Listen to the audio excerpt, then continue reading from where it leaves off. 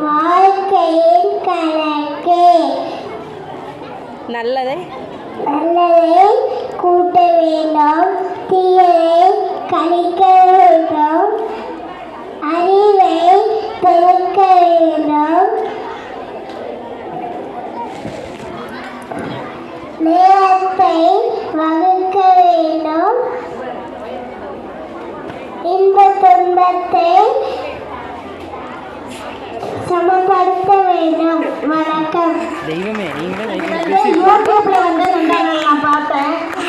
நானே வந்து சிந்தனைக்கு என்னுடைய கிளாஸ் எழுதி கொடுக்கலான் இருந்த பார்த்தேன். நான் அருமையாக உங்கள் அம்மா வந்து பயிற்சி